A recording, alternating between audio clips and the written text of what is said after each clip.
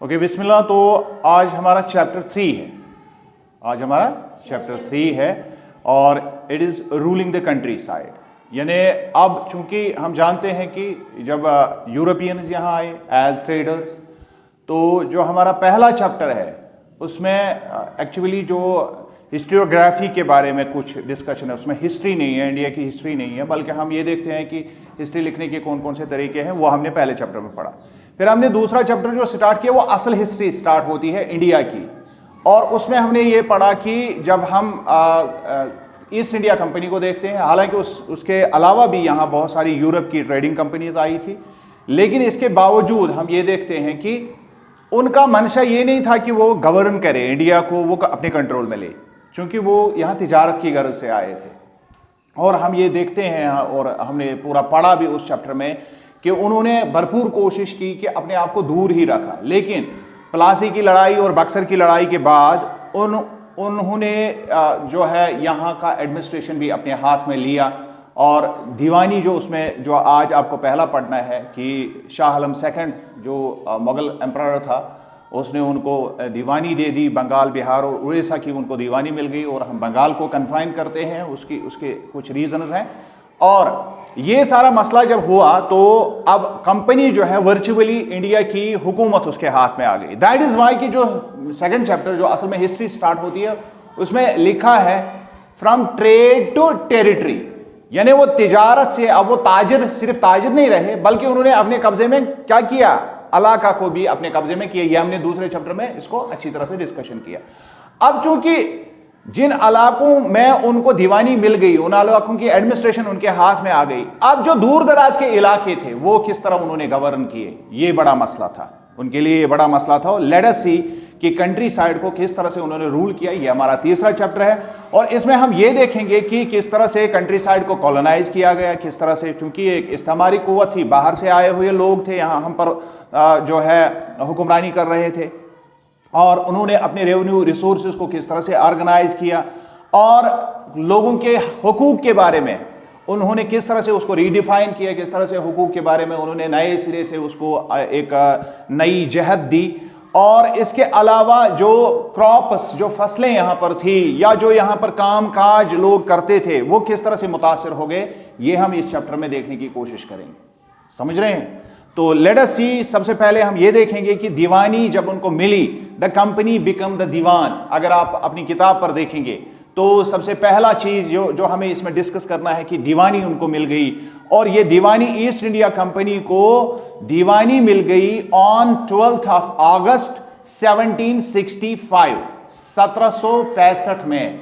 ये 12 अगस्त 1765 में उनको मिली। और हम जानते हैं 1765 से पहले जो प्लासी की लड़ाई हुई, उससे पहले तक उनका कोई कंट्रोल इलाके पर नहीं था, सिर्फ उनका जो ट्रेड यहां पर हो रहा था उसी तक महदूद था।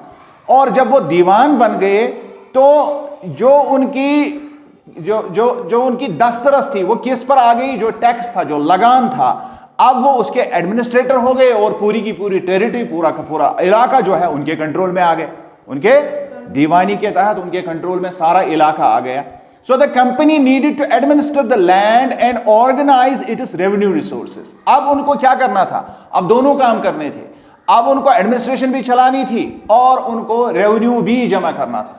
उनको एडमिनिस्ट्रेशन भी चलानी थी और रेवेन्यू भी जमा करना था। It needed to be done in a way that could yield enough revenue to meet the growing expenses of the company.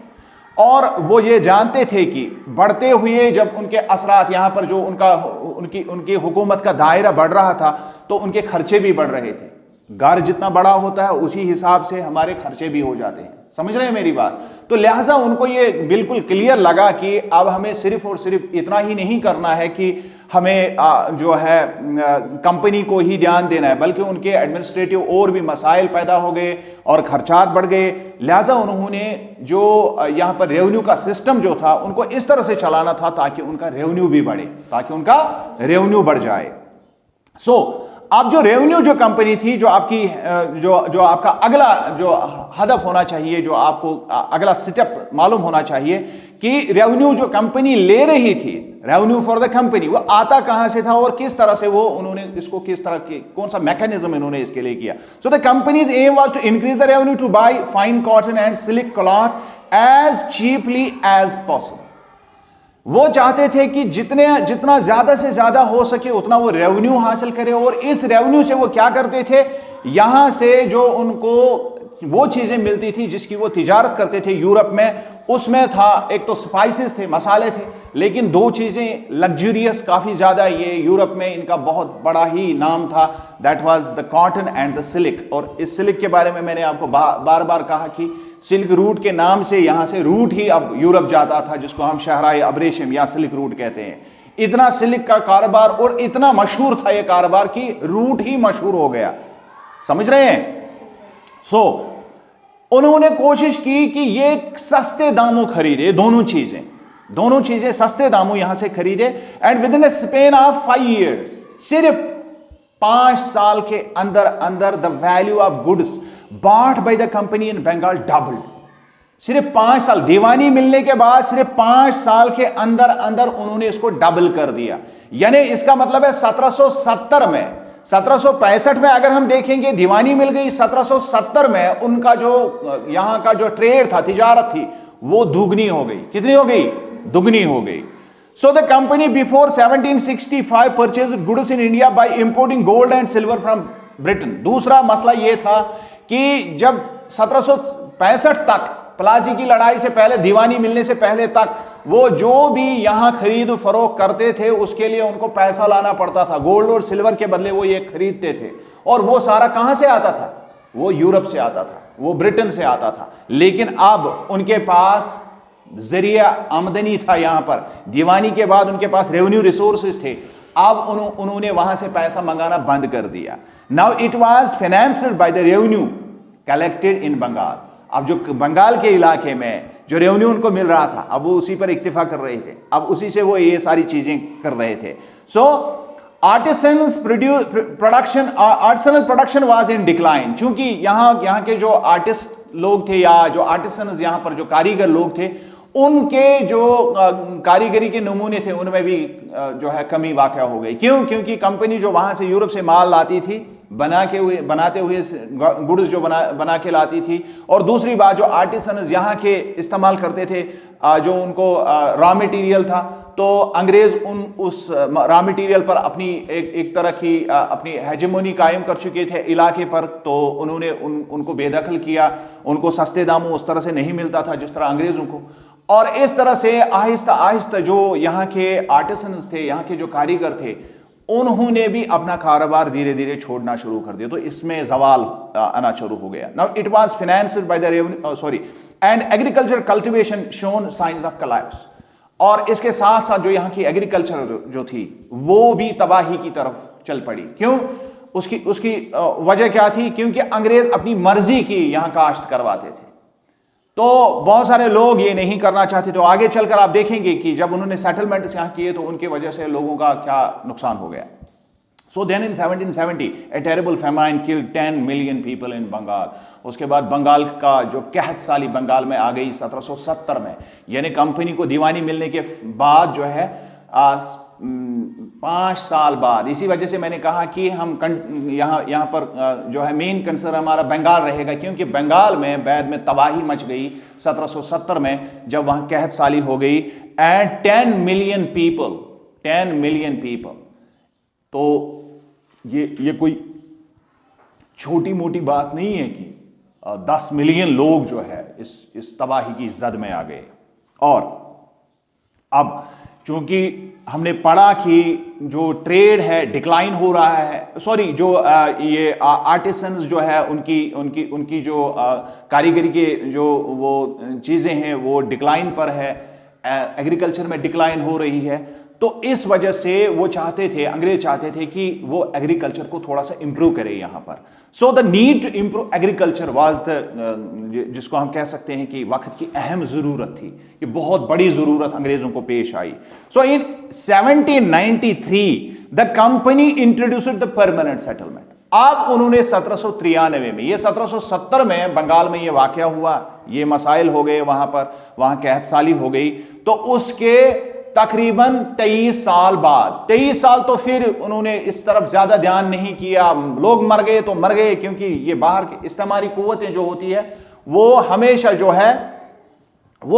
जो है उस तरह से काम करती है जिस तरह से उनको नुकसान ना हो, वो उसी तरह से देखते हैं। वो पहले अपने नफा को देखते हैं, वो लोगों की, जिसको हम कहते हैं कि लोगों के बारे में उनका उतना ज्यादा कंसर्न नहीं होता है।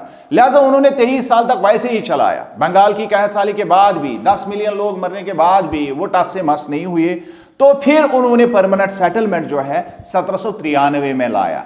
By the terms of the settlement, the rajas and taluqdars were recognized as जमींदार। आप जो यहाँ के लोग राजा महाराजा थे या जो तालुकदार थे, जमीन के जो असल में जिस तरह से जागीरदार होते हैं उसी तरह से इन इलाकों में तालुकदार कहलाते थे, तो इनको अब एज जमींदार कंसिडर किया गया। राजा को भी कहा गया कि आप जिस इलाके पर आपका कब्जा है वो इलाका आप समझ लीजिए आप उसके जमींदार हैं। राजा वो कंपनी अब थी, अब तो राजा नहीं रहा था। इसी तरह तालुकदारों से भी कहा गया कि अब जो आपके तसल्लुत में जो इलाका है वो आपकी जमींदारी में दे दी जाती है, तो आप एक तरह से जमींदार इसके रहेंगे। Who were asked to collect rent from the peasants and pay revenue to the company। और उनसे कहा गया कि आप जब इस जमीन को लोगों को दे देंगे, इसको काश्तकारी के लिए जब लोगों को बांटेंगे, तो उनके साथ आप किराया मुख्तस कीजिए और उनसे किराया ले लीजिए। वो साल भर इसको कमाएंगे, लेकिन हमें आप वो किराए का पैसा हमें रेवेन्यू लगान में दे दीजिए, खुद भी रखिए थोड़ा सा और हमें भी दे दीजिए, ताकि उनको लगा कि इस तरह से जो परमानेंट सेटलमेंट करके हमारी आमदनी जो है परमानेंट हो जाएगी। हमें ये नहीं फिर परेशानी होगी कि कहत साली की वजह से कोई कुछ बना या नहीं बना, क्रॉप फेलियर हुआ या कुछ भी हुआ, ये हमारी परेशानी नहीं रहेगी। हमारा सिस्टम चलता रहेगा, हमें परमानेंट जो है एक तरह की इनकम आती रहेगी, और लोगों की उनको परवाह नहीं थी। तो इस वजह से उन्होंने परमानेंट सेटलमेंट किया। लिहाजा हमेशा आप याद रखिए, जब भी यहां अंग्रेजों ने कोई काम किया, अगरचे उसमें कुछ अच्छाई भी थी, लेकिन उन्होंने वो अच्छाई समझ के नहीं किया। ये आप याद रखेंगे, हमारी हिस्ट्री में ये बड़ा ही एक दर्दनाक एक सबक है। वो ये है कि जब भी अंग्रेजों ने हमारे ऊपर कोई एहसान भी किया, वो इस गरज से किया कि कंपनी को फायदा हो, अंग्रेजों को खुद उससे फायदा हो। तो इसी तरह परमानेंट सेटलमेंट या जितने भी सेटलमेंट उन्होंने यहां किए, वो इसलिए नहीं किए कि हमें कोई सहूलत आ जाए। वो अलग बात है कि अगर कोई उससे हमें कोई फायदा हुआ, हालांकि हुआ कभी नहीं, क्योंकि फिर लोग फेडअप हो गए। लोगों ने देखा कि हमारे साथ हर दिन जो है मक्कारी हो रही है, गलत चीज हमारे साथ हो रही है। So the amount to be paid was fixed permanently. मैंने कहा ये अमाउंट जो था, अब कंपनी को चाहिए था कि वो एक फिक्स्ड रेट से वो रेवेन्यू लेते थे। वो ये नहीं देखते थे कि क्या किसान के जमीन में कुछ बना भी या नहीं बना, उसमें उगा था कोई फसल या नहीं उगी थी। उन्होंने अपने हिसाब से सेटलमेंट कर दिया और फिक्स्ड रेंट लगाई, और वो रेंट हमें देनी ही देनी थी। So this settlement would ensure a regular flow to revenue into the company's coffers and at the same time encourage the zamindars to invest in improving the land। उससे इनके दो अगराज थे, दो मकासद थे। एक मकसद ये था कि उनको परमानेंट एक तरह की इनकम हासिल हो, उनके एक्सचेकर जो भी थे उनका खजाना जो है भरा हुआ रहे। दूसरा वो चाहते थे कि चूंकि जिन जमींदारों ने से उन्होंने रेंट लेनी है, तो वो जमींदार अपनी जमीन पर भी थोड़ा सा खर्चा करेंगे। हालांकि ऐसा कभी हुआ ही नहीं, क्योंकि इसमें एक प्रॉब्लम थी, और दैट इज वाई कि अगला जो पॉइंट है आपके बुक में, दैट इज द प्रॉब्लम थी वहां पर। वो प्रॉब्लम क्या थी? इन परमानेंट सेटलमेंट क्रिएटेड प्रॉब्लम्स। इस परमानेंट सेटलमेंट प्रॉब्लम्स थी। अगर आप परमानेंट सेटलमेंट को देखेंगे तो वहां परमानेंट सेटलमेंट की प्रॉब्लम लिखी हुई है। वो प्रॉब्लम क्या थी? Soon the company officially discovered that the zamindars were not investing in the improvement of land because the fixed revenue was very high। क्योंकि अब वो समझते थे कि जमींदार वो समझते थे कि जो रेंट पहले से ही लगी हुई है वो ज्यादा है और हमारे पास उतना बचता नहीं है, क्योंकि ये जमींदार, ये राजा महाराजा पहले से ऐश अशरत की जिंदगी गुजारते थे, उनको घर का बहुत खर्चा होता था, लिहाजा उनके पास पैसा नहीं बचता था कि वो जमीन पर खर्च करें। जमीन को उपजाऊ बनाने के लिए, जमीन को जरखेज बनाने के लिए वो कोई कारामद काम करे, उन्होंने ऐसा किया ही नहीं। लिहाजा इसमें परमानेंट सेटलमेंट में ये बहुत बड़ा ड्रॉबैक था। So by the first decade of the 19th century the situation changed. लिहाजा जब पहला ही जो फर्स्ट डेकेड जो था, पहले 10 साल जो 19th सेंचुरी के थे, यानी 1801 के बाद 1810 तक आप समझ लीजिए, सारी की सारी हालत जो है तब्दील हो गई। The prices in the market rose and cultivation slowly expanded, और जो कल्टीवेशन जो है वो थोड़ी सी बढ़ी, और उसके बाद जो है ये खुद से हो गया, इसमें कोई हमारे ताल्लुकदारों या जमींदारों का कोई हाथ नहीं था, अंग्रेजों का कोई हाथ नहीं था, बल्कि प्राइस जो मार्केट में जो चीजों की थी वो बढ़ गई, और इसके साथ साथ कल्टीवेशन भी खासी बढ़ गई। Even then the zamindars were not interested in improving land. हालांकि इसके बावजूद भी अब वो करना चाहिए था, उनको थोड़ा सा लैंड पर भी खर्च करना चाहिए था, उसको इंप्रूव करने के लिए उनको थोड़े से चीजें हाथ में लेनी चाहिए थी, लेकिन उन्होंने तब भी नहीं किया, फिर भी नहीं किया। So in villages the cultivator found the system extremely oppressive. लिहाजा जब हम गांव की तरफ, कंट्री साइड की तरफ देखते हैं, तो जो गांव के जमींदार थे वो समझते थे कि हमारे साथ बहुत ज्यादा ज्यादती हो रही है, ये बड़े हार्श ये सेटलमेंट्स हैं, ये ठीक नहीं है हमारे हिसाब से। The rent they paid to the जमींदार was high, so they took a loan from the money lenders। अब वो एक और मुसीबत में फंस गए। जो उनको रेंट देनी थी, सालाना जो किराया जमीन का देना था जमींदार को, उनके पास पैसे नहीं हुआ करते थे, तो वो मनी लेंडर, जो जिनको हम कहते हैं जो सराफ होते हैं, जो लोगों को कर्जे पर पैसा, उस वक्त बैंक नहीं थे हमारी तरह, हालांकि बैंकों में भी जो है सिस्टम वो भी सूदी कारोबार है, सूदी निज़ाम है एक तरह का, लेकिन उसमें फिर भी बहुत सारे कवानीन हैं जिनसे आदमी जो है फायदा हासिल कर सकता है।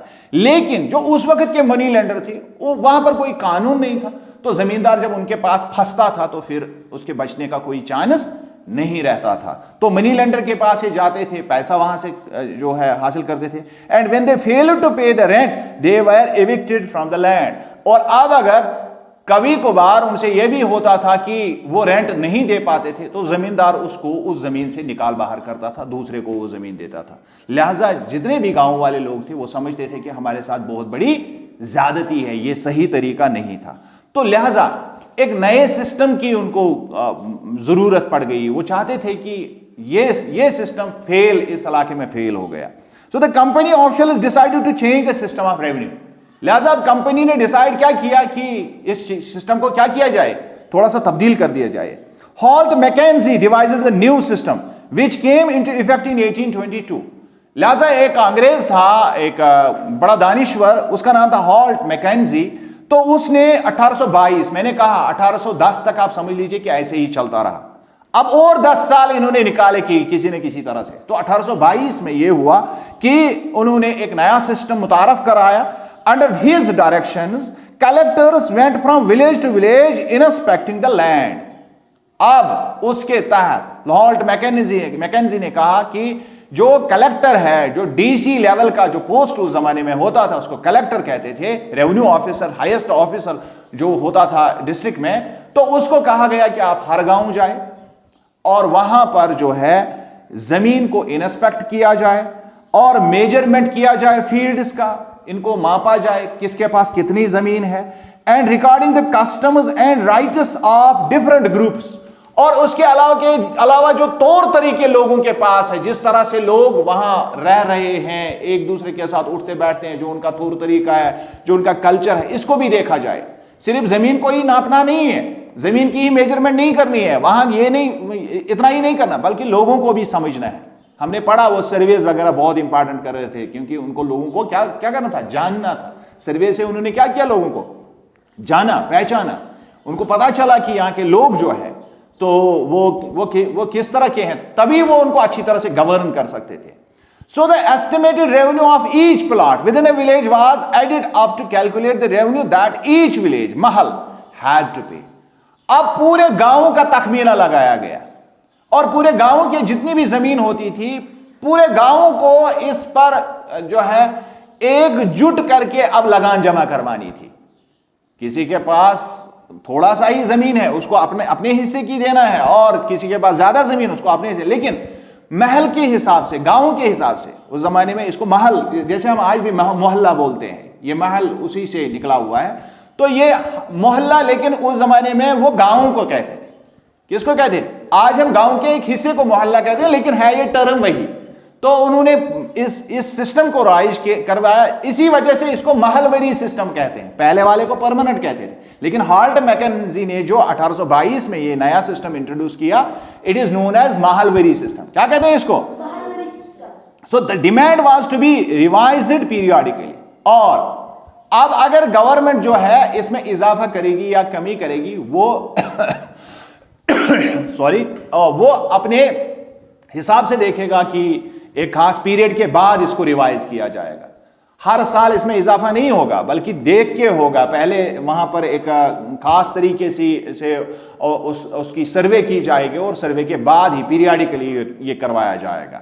So not permanently fixed. और अब ये परमानेंटली फिक्सड नहीं था, क्योंकि परमानेंट सेटलमेंट में उन्होंने देखा कि लोगों को परेशानी हो गई। अब इनसे कहा गया कि हम इसको वक्तन फवक्तन इसमें फिर नजरसानी करेंगे। अगर हमें कहीं पर लगेगा कि आपके साथ ज्यादती हो रही है तो उसको देखेंगे, हमें लगेगा कि कहीं पर हम कम ले रहे हैं तो उसको भी देखेंगे। तो इस तरह से जो महलवरी सिस्टम जो है परमानेंट सेटलमेंट से थोड़ा सा डिफरेंट था। अगर आपको ये क्वेश्चन पूछा जाएगा कि महलवरी सिस्टम और परमानेंट में क्या फर्क है, तो परमानेंट सेटलमेंट जो था उसमें किसी तरह का कोई रिविजन नहीं होता था, लेकिन जो महलवरी सिस्टम था it was periodically it was revised, ये पीरियडिकली रिवाइज होता था। So the charge of the collecting the revenue and paying it to company was given to the village headman. और अब जो इसको जमा करने की जो अब जिम्मेदारी दी गई, वो किसको दे दी गई? गांव के हेडमैन को, जिसको हम मुकदम कहते हैं, नंबरदार कहते हैं, रादर देन द जमींदार। अब ये जमींदार की जिम्मेदारी नहीं थी, अब किसकी जिम्मेदारी थी? अब ये गांव के नंबरदार की जिम्मेदारी रखी गई। So this system came to be known as Mahalwari system, और इसको महलवरी सिस्टम कहा जाए। अब ये सिस्टम, इस सिस्टम के बाद एक और सिस्टम आया, ये सिस्टम भी उनको था, that is called Munro system. क्या कहते हैं उसको? So the Munro system is in the British territories in the south. ये सिस्टम नॉर्थ में था, सेंट्रल इंडिया में था, लेकिन साउथ इंडिया में उन्होंने नया सिस्टम राइज किया, that was known as Munro system. A new system was devised known as इसको रायतवरी सिस्टम कहा जाता था या मुनरो सिस्टम कहा जाता था। और आपको यह पॉइंट पूछा जा सकता है एग्जाम में, आप रायतवरी सिस्टम को दूसरा नाम उसका बताइए, तो क्या होगा? Munro system. मुनरो सिस्टम का दूसरा नाम क्या है? रायतवरी सिस्टम। आपने एक टर्म देखी होगी, अगर कोई शख्स हमारे यहाँ इस शिपान में मजाक करन पछु ब्याक मन बेस है आ चुप से साख थाजी ताली पकन, तो दूसरा शख्स है नहाज इस गए रायत। क्या सुना? ये आपने सुना होगा, ये टर्म हम आज भी यूज करते हैं। ये रायत होता क्या? एक तरह की गुलामी थी, इसी वजह से इसको रायतवरी सिस्टम कहते हैं। तो ये वहां से टर्म आ गई है, पूरे के पूरे जो हमारे कश्मीर में इसका इस्तेमाल। रायत का मतलब होता था, और आज भी हम कहते हैं कि जो बादशाह होता है उसके जिम्मा जो उसके सब्जेक्ट्स होते हैं, उनको उर्दू में एक लफ्ज इस्तेमाल किया जाता है, उसको रायत ही बोलते हैं। क्या बोलते हैं? तो इस वजह से ये रायतवरी सिस्टम जो था, इसकी प्रोनाउंसिएशन आप रायत पढ़िए, RYOT, रायोत नहीं पढ़ेंगे आप, ये रायतवरी सिस्टम है। This system was gradually extended all over south India. तकरीबन ये सारे साउथ इंडिया में इस सिस्टम को फैलाया गया। And the settlement had to be made directly with the cultivator. इसको रायतवरी क्यों कहा जाता था? क्योंकि ये सीधे रायत के साथ ही होता था, लोगों के साथ होता था, कल्टीवेटर के साथ होता था। क्योंकि वहां उस इलाके में जो जमींदार होता था बादशाह का, उसको रायत बोलते थे। क्या बोलते थे? रायत। इस वजह से इन्होंने रायत के साथ जब डायरेक्ट इन्होंने किया, पहले परमानेंट सेटलमेंट को ताल्लुकदार जमींदार से रेंट ली जाती थी, और फिर हमने देखा कि महलवरी सिस्टम में विलेज हेडमैन जिम्मेदार रहा, नंबरदार जिम्मेदार रहा। अब जो मुनरो सिस्टम या रायतवरी सिस्टम, अब डायरेक्ट जो रायत है, डायरेक्ट जो कल्टीवेटर है, उससे लिया जाता था। तो रायत क्या होता है? Cultivator. So who has tilled the land for generations. Ryot अब वही होता था जिसके पास ये लैंड होती थी फ्रॉम जनरेशन। और मुनरो ने कहा नहीं, हम हेडमैन को जिम्मेदार, क्योंकि वो भी बीच में से कुछ निकालता है, ताल्लुकदार जमींदार वो भी बीच में से निकालते हैं, अब हम डायरेक्ट जमींदार से ही करेंगे, रायत से ही डायरेक्ट करेंगे। तो ये सिस्टम कहलाया गया रोयतवरी या रायतवरी सिस्टम, ये कहलाया गया। Their fields had to be carefully and separately surveyed before the revenue assessment was made. और ये मैंने आपको पहले भी बताया कि अंग्रेज जो थे इस मामले में काफी संजीदा थे, उन्होंने सर्वेज हमेशा की। ये नहीं था कि बस ऐसे ही उन्होंने लगा दिया कोई मामला बीच में तो ठीक है, अब हमारी बात सही है, नहीं, ऐसा कुछ नहीं है। लेकिन इसके बावजूद, ये सारे सेटलमेंट करने के बावजूद, ऑल वाज नॉट वेल, सब कुछ ठीक नहीं चल रहा था। हर तरह से इतने सर्वेज करके इतना सा, लेकिन लोग फिर भी मुसीबतों से छुटकारा नहीं कर पा, अपने आप को छुटकारा नहीं दे पा रहे थे। So in order to increase the income from land, revenue officials fixed high revenue demand. ये सारे सर्वेज करने के बावजूद भी, इतना ये सेटलमेंट्स इधर उधर हेर फेर करने के बावजूद भी, जो ऑफिसर्स इन पर फिर बाद में रेवेन्यू फिक्स करते थे, रेट फिक्स करते थे, वो ज्यादा होती थी हमेशा। क्यों? ताकि उनके जो अपने मकासद है वो हल हो जाए। ये मैंने पहले भी आपको बताया कि कोई भी काम उन्होंने हमारे लिए नहीं किया, बल्कि हर काम उन्होंने अपनी नजरों के हिसाब से किया। सो पीजेंट्स वर अनएबल टू पे, और हमेशा जो गरीब किसान होता था वो इन चीजों को दे नहीं पाता था। जितनी रेंट उससे ली जाती थी वो इसका मुतामल नहीं होता था। So ryots fled the countryside. अब राइतों ने क्या किया? उन्होंने अपनी जमीन अमेंडमेंट की, वो भाग गए क्योंकि वो रेंट नहीं दे पा रहे थे। ये बहुत बड़ी तबाही थी। यानी लोग अपनी जमीन छोड़ के भाग रहे हैं, किससे बचने के लिए? कि हमें रेंट देनी पड़ेगी। अब वो जमीन को कमाते ही नहीं है, उन्होंने जमीनें छोड़ दी। And villages became deserted in many regions, और बहुत सारे इलाकों में गांव के गांव खाली हो गए, भाग गए लोग। तो ये मसला जो था ये बड़ा ही तबाहकुन मामला था साउथ में। और अब इसके ऊपर सोने पर सुहागा एक और, ये हो गई सेटलमेंट्स की बात। अब जो क्रॉप्स यहां पर लगाए जाते थे, अब यहां जो क्रॉप्स, वो यूरोपियन ट्रेडिंग कंपनीज अपने ढंग से, अपने हिसाब से लगवाते थे। वो हमारी मर्जी के क्रॉप्स नहीं चाहते थे, बल्कि वो अपनी मर्जी के क्रॉप्स लगवाते थे। So by the late 18th century the company try to expand the cultivation of opium and indigo. इसमें दो चीजें उन्होंने, जब हम देखते हैं कि 18th century, late 18th century, यानी लेट का मतलब होता है जब ये सदी जो है बहुत आगे बढ़ी, यानी ये 1850 के आगे, 1850 के बाद जो है, ये इस सदी में उन्होंने ज्यादातर इलाकों में दो चीजें काश्त करने के लिए लोगों से कहा। एक था ओपियम या था अफ्यून की काश्त, क्योंकि चाइना में इसकी जबरदस्त डिमांड थी, और दूसरा यूरोप में भी डिमांड थी बहुत ज्यादा, और दूसरा इंडिगो। ये एक खास किस्म का दरख्त होता था जिससे डाई निकाली जाती है, रंगने के लिए रंग निकाला जाता था, इसको कॉटन को रंगने के लिए, दैट इज इंडिगो। ये नीला सा रंग होता था, दैट इज वाई इसको इंडिगो इस वजह से भी कहा जाता है। इंडिगो एक ब्लू कलर ही की तरह होता है। So the company forced cultivators in various parts of India to produce other crops. और बाकी जगहों पर जहां पर अब ये काश हो सकता था, उन जगहों पर इस पर जोर दिया गया, और बाकी जगहों पर लोगों को मजबूर किया गया कि बाकी फसलें उगाई जाए। For example jute in Bengal, उसमें ज्योग्राफी में हमने पढ़ा, बंगाल जो है दुनिया का नंबर 1 इलाका इस वक्त भी है जूट प्रोडक्शन में। जूट भी काफ़ी अहम चीज़ थी। और टी इन असम, और असम के बागात में आज भी जो है चाय उगती है, तो ये अंग्रेज़ों के ज़माने से हो रहा था। शुगर केन इन उत्तर प्रदेश, और यूपी से शुगर केन जिसको आप गन्ना कहते हैं, नाउ इन उत्तर प्रदेश, इसको उस ज़माने में यूनाइटेड प्रोविंस कहते थे। क्या कहते थे? United province. Wheat in Punjab, और पंजाब के इलाके से वीट वो हासिल करना चाहते थे। And jute in Bengal, wheat in Punjab, and cotton in Maharashtra and Punjab, और कॉटन महाराष्ट्र और पंजाब से, और राइस इन मद्रास, और मद्रास के इलाकों से वो राइस चाहते थे। यानी अपनी मर्जी का, ये नहीं कि लोग क्या चाहते हैं उस इलाके में उगाना, बल्कि अंग्रेज उनको मजबूर करते थे कि आप ये क्रॉप्स इन जगहों पर ये क्रॉप्स हमें चाहिए।